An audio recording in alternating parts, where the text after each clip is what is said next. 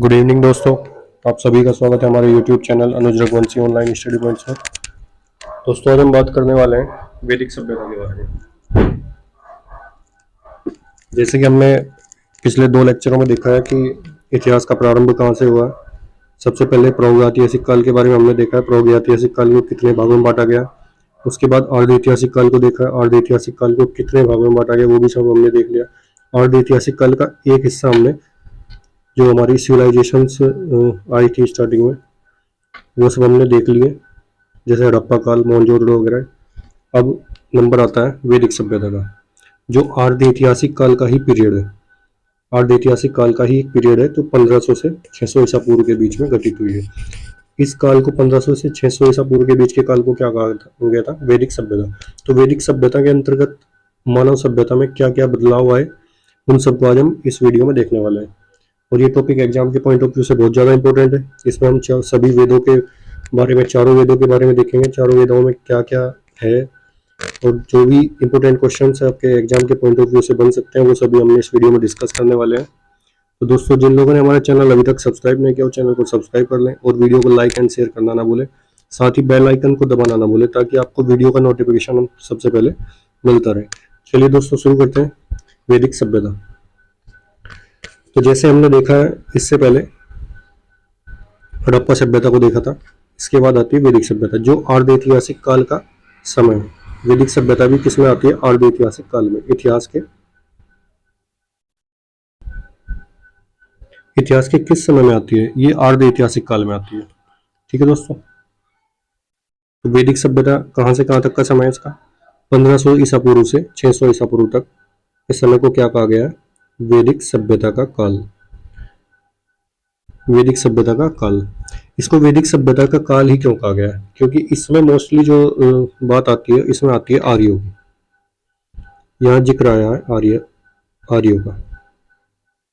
ठीक है दोस्तों, जो हमारे मध्य एशिया से आए थे और सबसे पहले भारत में इन्होंने प्रवेश किया था पंजाब की साइड से। पंजाब और कश्मीर की साइड से भारत में प्रवेश किया था इन लोगों ने। ठीक है दोस्तों, तो आर्य संस्कृत भाषी थे और इन्हें वेदों का ज्ञान था।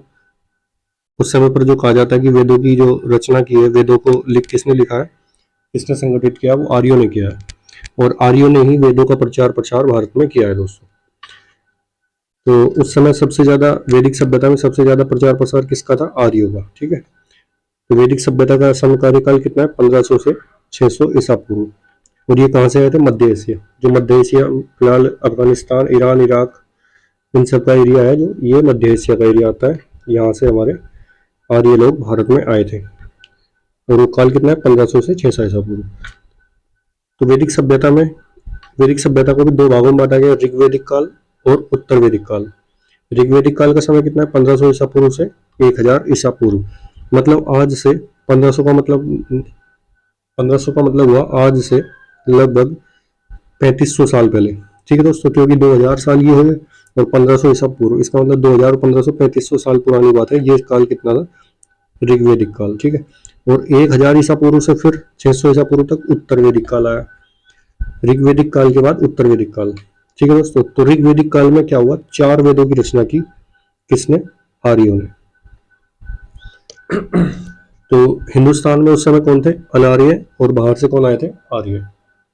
बाहर से कौन आए थे? आर्य। और हिंदुस्तान के अंदर कौन थे? अनार्य, जो आर्य नहीं थे। और आर्य संस्कृत भाषा का प्रयोग करते थे, जबकि ये संस्कृत भाषा नहीं जानते थे। ठीक है दोस्तों, आगे आपको इसमें एक युद्ध का भी वर्णन मिलेगा, दशराज युद्ध का, जो पुरुषनी नदी या रावी नदी के तट पर हुआ था दोस्तों। इसमें भारत के 10 राजा एक तरफ थे और दूसरी साइड में कौन थे? आर्य लोग थे। ठीक है, उस युद्ध का भी वर्णन मिलता है ऋग्वेद में। तो पहला सबसे प्राचीन वेद कौन सा है? ऋग्वेद है। सबसे प्राचीन वेद अगर क्वेश्चन पूछ लिया जाए कि सबसे प्राचीन वेद कौन सा है? ऋग्वेद। दूसरा कौन सा है? यजुर्वेद, फिर सामवेद, फिर अथर्ववेद। उसी प्रकार उत्तर वैदिक काल में आयुर्वेद, फिर धनुर्वेद, गंधर्ववेद और शिल्पवेद। ये इन्हीं वेदों की कुछ शाखाएं हैं। ठीक है दोस्तों, उत्तर वैदिक काल में आयुर्वेद, धनुर्वेद, गंधर्ववेद और शिल्पवेद। इसी प्रकार सबसे पुराना वेद कौन सा है? ऋग्वेद। सबसे पुराना वेद कौन सा है? ऋग्वेद दोस्तों। अगर आपको इसकी पीडीएफ लिंक चाहिए, पीडीएफ का लिंक चाहिए इस वीडियो का, तो आप हमारे टेलीग्राम ग्रुप को ज्वाइन कर सकते हो, जिसका लिंक मैं आपको डिस्क्रिप्शन बॉक्स या कमेंट बॉक्स में डाल दूंगा दोस्तों। उससे आप हमारे टेलीग्राम ग्रुप को ज्वाइन कर सकते हैं। और आपको टेलीग्राम ग्रुप में करंट अफेयर्स की पीडीएफ और जो हमारी साथ में पैरेलली जो चल रही है हिस्ट्री ज्योग्राफी और ये पॉलिटी की जो लेक्चर चल रहे हैं उनका भी पीडीएफ आपको हमारे टेलीग्राम ग्रुप से मिल जाएगा दोस्तों। नेक्स्ट देख लेते हैं, सबसे पुराना वेद कौन सा है? ऋग्वेद। ठीक है, वेदों के संकलन करता महर्षि कृष्ण द्वैपायन वेद व्यास। कृष्ण द्वैपायन किसको बोला गया? वेद व्यास जी को। वेद व्यास जी को कहा गया। वेदों के संकलन करता कौन है? कृष्ण द्वैपायन, जिनको वेद व्यास भी बोला है। इन्होंने ही महाभारत की रचना की है। वेद व्यास जी ने ही वेदांत की रचना की है। वेदांत की रचना किसने की है? वेदांत की रचना भी किसने किया? वेदांत की रचना, वेदांत की रचना भी वेद व्यास जी ने की है।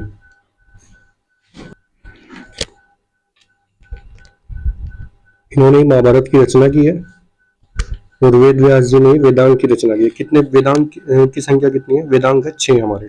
कितने वेदांत है? 6। और पुराणों की संख्या कितनी है? 18। सबसे पहले वेद कितने हैं? 4। कितने वेद हैं? 4 वेद हैं। पुराण कितने हैं? 18 पुराण है। उपनिषद कितने हैं? 108 उपनिषद है। और वेदांग कितने हैं? वेदांग है 6। वेदांग है कौन से? 6। इसमें कौन से हैं? शिक्षा, कल्प, व्याकरण, निरुक्त, छंद और ज्योतिष। ये 6 क्या है? वेदांग। वेदांग की रचना भी किसने की है? वेद व्यास जी ने, जिनको कृष्ण द्वैपायन भी कहा गया है। कितने? 4 वेद हैं, 18 पुराण है, 108 क्या है? उपनिषद और 6 है वेदांग। ये आपको याद रखना है दोस्तों। तो वेद व्यास का दूसरा नाम वादरायण है। ऋषि पराशर के पुत्र होने के कारण इन्हें पराशरे भी कहते हैं। और वेद व्यास जी के पुत्र का नाम सुखदेव जी था। वेद व्यास जी के पुत्र का क्या नाम था? सुखदेव जी, जिन्होंने महाभारत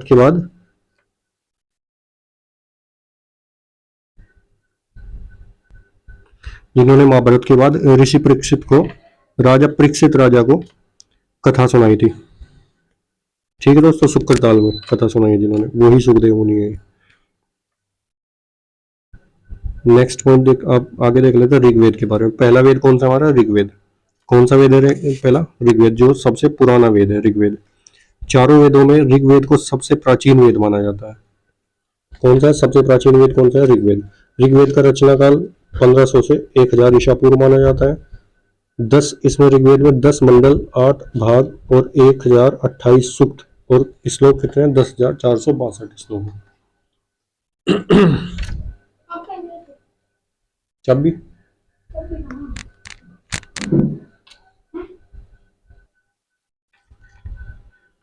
ऋग्वेद में 10 मंडल, 8 भाग और 1028 सूक्त तथा 10,462 श्लोक है। 10,462 श्लोक है। और ये सबसे ज्यादा इंपॉर्टेंट है, मोस्ट इंपॉर्टेंट है, ये आपको नोट कर लेना इसको। 10,1028 सूक्त। कई बार एग्जाम में पूछ लिया गया है कि ऋग्वेद में कितने सूक्त हैं? कितने सूक्त हैं? 1028 सूक्त हैं। ये आपको याद रखना है। नेक्स्ट, ऋग्वेद के दूसरे मंडल में वंश और गोत्र का वर्णन मिलता है, इसलिए इस मंडल को क्या कहा गया? वंश मंडल या गोत्र मंडल। वंश मंडल या गोत्र मंडल कौन सा है? ऋग्वेद का दूसरा मंडल कौन क्या है? वंश मंडल या गोत्र मंडल। नेक्स्ट, ऋग्वेद के भाग 7 में दशराग युद्ध का वर्णन मिलता है, जिसमें सुदास की विजय हुई और जो पुरुषनी रावी नदी के तट पर हुई। सुदास कौन थे? ये आर्य थे। और दूसरी साइड में भारत के अनार्य राजा थे, जिसमें 10 राजाओं ने एक साथ युद्ध लड़ा था सुदास आर्यों के साथ। उसमें किसकी विजय हुई? आर्यों की विजय हुई थी। तो ऋग्वेद के भाग 7 में कौन से भाग में मिलता है युद्ध का वर्णन? भाग 7 में। दशराग युद्ध का वर्णन कहाँ मिलता है? भाग 7 में। ये पूछ सकता है। और कहाँ हुआ है? पुरुषनी या रावी नदी के तट पर। वैदिक सभ्यता में रावी नदी को क्या नाम दिया गया था? पुरुषनी नदी। पुरुषनी नदी। ऋषि विश्वामित्र द्वारा रचित गायत्री मंत्र का उल्लेख ऋग्वेद के तीसरे मंडल में मिलता है। 7वें मंडल में क्या मिलता है? दशराग युद्ध का वर्णन, दशराग युद्ध। और तीसरे मंडल में क्या मिलता है? गायत्री मंत्र का उल्लेख मिलता है, जो किसके द्वारा रचित है? ऋषि विश्वामित्र के द्वारा रचित है। ऋषि विश्वामित्र के द्वारा रचित गायत्री मंत्र का उल्लेख ऋग्वेद के तीसरे मंडल में मिलता है। ऋग्वेद के तीसरे मंडल में मिलता है। ऋग्वेद का 9वां मंडल सोम देवता को समर्पित है। सोमरस आर्यों का प्रमुख पेय पदार्थ था। तो 9वें मंडल में क्या मिलता है? सोम देवता का वर्णन मिलता है। अब देख लेते हैं नेक्स्ट सामवेद। ऋग्वेद हो गया, सामवेद देख लेते हैं। सामवेद में साम का अर्थ है गान, अर्थात सामवेद में यज्ञ के अवसर पर गाए जाने वाले मंत्रों का संकलन है। सामवेद में क्या, जो यज्ञ के समय मंत्र बोले जाते हैं उनका वर्णन कहाँ मिलता है? सामवेद में। तो संगीत के शब्द स्वरों का उल्लेख होने के कारण सामवेद को भारतीय संगीत का मूल स्रोत कहा जाता है। भारतीय संगीत का मूल स्रोत क्या है? सामवेद, क्योंकि सामवेद से ही भारतीय संगीत का जन्म हुआ है, इसलिए इसको क्या कहा गया? भारतीय संगीत के लिए मूल स्रोत किसको कहा गया? सामवेद को। सामवेद में कितनी ऋचाएं हैं? 1549 ऋचाएं हैं, जबकि ऋग्वेद में कितनी ऋचाएं हैं? 1008 सूक्त कितने हैं? 1028 सूक्त। 1028 कितने हैं? सूक्त 1028 सूक्त है। और इस ऋचा सामवेद में कितनी ऋचाएं हैं? 1549 ऋचाएं हैं। ठीक है दोस्तों, ये आपको याद रखना है। तो गीता में श्री कृष्ण ने स्वयं को सामवेद कहा है। गीता में श्री कृष्ण को ने क्या कहा है? खुद को सामवेद। नेक्स्ट देख लेते हैं यजुर्वेद। यजुर का अर्थ है यज्ञ होता। का अर्थ क्या होता है? यजुर का यज्ञ। इसमें यज्ञ कर्मकांड की प्रधानता है, जिसमें यज्ञ करने की विधि का वर्णन मिलता है। जो हमारे आर्य लोग थे वो यज्ञ पर ज्यादा जोर देते थे, यज्ञ क्रियाकलाप पे, कर्मकांड पर ज्यादा जोर देते थे। तो यजुर्वेद में क्या मिलता है? यज्ञ कर्मकांड की प्रधानता है, इसमें यज्ञ करने की विधि का वर्णन मिलता है। यजुर्वेद गद्य एवं पद्य दोनों में लिखा गया है, गद्य में भी और पद्य में भी, जो बोला जाए और जो लिखा जाए, गाने वाला और जो लिखने वाला। पद्य गाने वाला और पढ़ने वाला। ठीक है दोस्तों, इसको याद रखना, गद्य और पद्य। यह चंपू काव्य शैली का प्रथम उदाहरण है। चंपू काव्य शैली का प्रथम उदाहरण क्या है? यजुर्वेद। यजुर्वेद चंपू काव्य शैली का प्रथम उदाहरण है। शुक्ल यजुर्वेद को वाज नहीं संहिता भी कहते हैं। क्या है? शुक्ल यजुर्वेद को वाजसनेयी संहिता भी कहते हैं। क्या कहते हैं? वाजसनेयी संहिता। यजुर्वेद में नक्षत्रों के बारे में वर्णन मिलता है। किस चीज के नक्षत्रों का वर्णन? नक्षत्रों का वर्णन कहाँ मिलता है? यजुर्वेद में। ऑप्शन दे देगा, कौन से वेद में मिलता है? ऋग्वेद में, सामवेद में, यजुर्वेद में, अथर्ववेद में। कहाँ मिलता है? यजुर्वेद में। नक्षत्रों का वर्णन कहाँ मिलता है? यज्ञ के कर्म कांडों का वर्णन कहाँ मिलता है? वो मिलता है यजुर्वेद में। यजुर्वेद का अंतिम भाग उपनिषद है, जो यज्ञ एवं कर्म कांडों से संबंधित होकर आध्यात्मिक विद्या से संबंधित है। लोहे धातु का प्रथम उल्लेख भी यजुर्वेद में मिलता है। लोहे का उल्लेख कहाँ मिलता है? यजुर्वेद में। ये आपको याद रखना है, ये आपको। यजुर्वेद का अंतिम भाग क्या है? उपनिषद। उपनिषद क्या है? उपनिषद। इसको ब्रह्म विषयक ज्ञान भी बोलते हैं। इसमें क्या है? ब्रह्म विषयक ज्ञान है, ब्रह्म विद्या है इसमें। ठीक है, इसमें जो यज्ञ एवं कर्मकांडों से संबंधित ना होकर क्या है? आध्यात्मिक विद्या से संबंधित है। आध्यात्मिक विद्या से संबंधित है। ये उपनिषद किस चीज से संबंधित है? आध्यात्मिक विद्या से संबंधित है। इसमें ब्रह्म ज्ञान का उल्लेख मिलता है उपनिषदों में। उपनिषदों की संख्या कितनी है? 108। ये भी आपको याद रखना है दोस्तों। कितने उपनिषद है हमारे? 108। और उपनिषद में हमारा जो राष्ट्रीय वाक्य है सत्यमेव जयते, वो किससे लिया गया? मुंडको उपनिषद से लिया गया। भारत का राष्ट्रीय वाक्य क्या है? सत्यमेव जयते। सत्यमेव जयते कहाँ से लिया गया? मुंडको उपनिषद से। ठीक है दोस्तों, ये भी आपको याद रखना है। और लोहे धातु का सर्वप्रथम उल्लेख कहाँ मिलता है? यजुर्वेद में। नक्षत्रों का उल्लेख कहाँ मिलता है? यजुर्वेद में। कर्मकांडों, यज्ञ एवं कर्मकांडों का उल्लेख कहाँ मिलता है? यजुर्वेद में। ये आपको याद रखना है।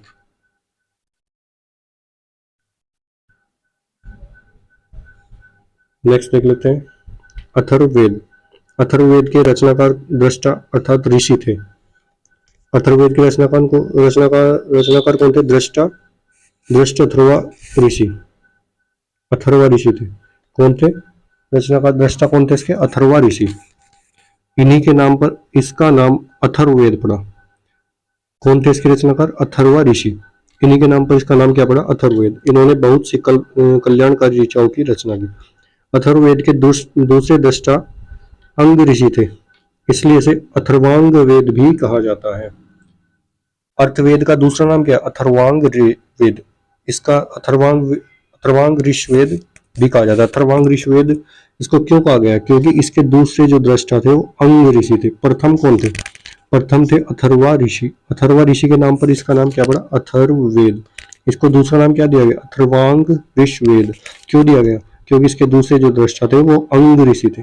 अंग ऋषि थे, ये आपको ध्यान रखना है। ऋग्वेद, सामवेद, यजुर्वेद, इन तीनों वेदों में क्या मिलता है? अलौकिक बातें मिलती है, बातें कही गई है, जबकि अथर्ववेद में लौकिक जीवन से संबंधित बातों का वर्णन मिलता है।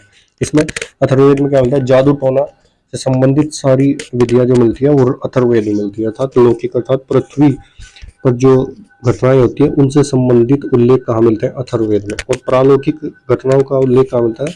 बाकी तीनों वेद में, ऋग्वेद, यजुर्वेद और सामवेद में। जबकि अथर्ववेद में लौकिक जीवन से संबंधित बातों का उल्लेख मिलता है। नेक्स्ट देख लेते हैं। अथर्ववेद में यज्ञ, जादू टोना, डाकनी शाकनी, रोग निवारण, वशीकरण, मारण, मोहिनी आदि बातों का उल्लेख है। वर्तमान में तांत्रिक प्रयोग का उद्भव इसी वेद से हुआ है। जो तंत्र विद्या का उद्भव हुआ है वो किस वेद से हुआ है? अथर्ववेद से। ये पॉइंट आपको याद रखना है, इंपॉर्टेंट पॉइंट है कि तंत्र विद्या का जो उद्भव कहाँ से हुआ है वो कहाँ से हुआ? अथर्ववेद से। ये आपको याद रखना है दोस्तों। अब नेक्स्ट देख लेते हैं। ऋग्वेद, ये 4 वेद दिए गए हैं, फिर इसके उपवेद हैं, फिर इनके पुरोहित, ब्राह्मण ग्रंथ कौन कौन से हैं इनके, अरण्य कौन से हैं, उपनिषद कौन से हैं। ठीक है, इन सबको हम देखने वाले हैं दोस्तों। तो अरण्यक क्या है? सबसे पहले देख लेते हैं अरण्यक। अरण्यक किसको बोला गया? अरण्यक है गुरु से लिया गया ज्ञान। जो गुरु से ज्ञान लिया जाता है, जो गुरु हमें ज्ञान देता है, उसको क्या बोला जाता है? वो किस में लिखा गया? वो लिखा गया अरण्यक में। उपनिषद क्या है? उपनिषद है ब्रह्म विषयक ज्ञान। ब्रह्म से संबंधित ज्ञान जो मिलता है वो उपनिषद से मिलता है। उपनिषद में क्या है? ब्रह्म विषयक ज्ञान। अरण्यक में क्या है? जो गुरु से लिया गया ज्ञान है। ठीक है दोस्तों, वो अरण्यक में लिया गया है। अब देख लेते हैं वेद के। ऋग्वेद में, ऋग्वेद का उपवेद कौन सा है? आयुर्वेद। ऋग्वेद का आयुर्वेद, सामवेद का गंधर्ववेद, यजुर्वेद का धनुर्वेद, अथर्ववेद का शिल्पवेद। अथर्ववेद का शिल्पवेद। ऋग्वेद में हमारे किस किस चीज का वर्णन मिलता है? 10 राग युद्ध का वर्णन मिलता है, जाति गोत्रों का वर्णन मिलता है, जाति गोत्रों का वर्णन मिलता है, गायत्री मंत्र का वर्णन मिलता है। इन सब का वर्णन कहाँ मिलता है? ऋग्वेद के अंदर। सामवेद के अंदर क्या मिलता है? सामवेद के अंदर हमारे क्या मिलता है? सामवेद के अंदर मिलता है जो हमारे मंत्रों का उच्चारण होता है। यज्ञ के समय मंत्र बोले जाने वाले मंत्रों का जो उच्चारण होता है, उन मंत्रों का वर्णन कहाँ मिलता है? सामवेद में। और हमारे भारतीय जो संगीत है उसका उद्भव भी कहाँ से हुआ है? सामवेद से। इसी प्रकार यजुर्वेद, यजुर्वेद में क्या मिलता है? यजुर्वेद में मिलता है हमारे नक्षत्रों का वर्णन कहाँ मिलता है? यजुर्वेद में। सबसे पहले किस धातु का वर्णन यजुर्वेद में किस धातु का वर्णन मिलता है? लोहे का वर्णन यजुर्वेद में मिलता है। नक्षत्रों का वर्णन यजुर्वेद में मिलता है। यज्ञ का कर्म, यज्ञ और कर्म कांडों का वर्णन किसमें मिलता है? यजुर्वेद में मिलता है। अथर्ववेद में, अथर्ववेद में मिलता है हमारा लौकिक शक्तियों का वर्णन मिलता है। कहाँ मिलता है? अथर्ववेद में लौकिक शक्तियों का वर्णन। तो ऋग्वेद का उपवेद क्या है? आयुर्वेद। सामवेद का क्या है? गंधर्ववेद। यजुर्वेद का क्या है? धनुर्वेद। और अथर्ववेद का क्या है? शिल्पवेद। अब इसका ऋग्वेद का पुरोहित क्या है? होत्र। सामवेद का उद्गाता, उद्रार्थ। यजुर्वेद का अर्धवर्यु। अथर्ववेद का ब्रह्म। ब्राह्मण ग्रंथ देख लेंगे, ऐत्रेय और कौस्तुकी। कौन कौन से? ऐत्रेय और कौस्तुकी। सामवेद का तांडेय, पंचविश, जैमिनी, षड्विद और अद्भुत ग्रंथ। यजुर्वेद का ब्राह्मण ग्रंथ क्या है? शतपथ, तैत्तिरीय। आयुर्वेद अथर्ववेद का है गोपथ, ब्राह्मण ग्रंथ। ये क्या है? ये ब्राह्मण ग्रंथ है। अरण्यक क्या है? ऋग्वेद का ऐत्रेय और कौस्तुकी क्या है? अरण्य। सामवेद का छंदोग्ध, जैमिनी। छंदोग्ध, जैमिनी। यजुर्वेद का क्या है? तैत्तिरीय और अरण्यक। इसी प्रकार से उपनिषद देख लेते हैं। ऋग्वेद का ऐत्रेय, कौस्तुकी। ऋग्वेद में ब्राह्मण ग्रंथ, अरण्यक और उपनिषद, ये तीनों क्या है? ऐत्रेय और कौस्तुकी है। ये आपको ज्यादा याद करने की कोई ऐसी जरूरत नहीं है, तीनों का सेम है। ऐत्रेय और कौस्तुकी, ऐत्रेय कौस्तुकी, ऐत्रेय कौस्तुकी। ऋग्वेद का ब्राह्मण ग्रंथ भी यही है, आरण्यक भी यही है, उपनिषद भी यही है। सिर्फ सामवेद का देख लेते हैं। ब्राह्मण ग्रंथ है तांड्य, पंचविश, जैमिनी, षड्वेद और अद्भुत ग्रंथ। आरण्यक है छंदोग्ध, जैमिनी, छंदोग्ध, जैमिनी। इसी प्रकार उपनिषद भी छंदोग्ध, जैमिनी है, दोनों क्या है, छंदोग्ध, जैमिनी। इसके बाद यजुर्वेद का शतपथ ब्राह्मण ग्रंथ है, तैत्तिरीय ब्राह्मण ग्रंथ है। और आरण्यक है तैत्तिरीय और अरण्यक, तैत्तिरीय और अरण्यक। और यजुर्वेद का उपनिषद क्या है, वृद्धरायण,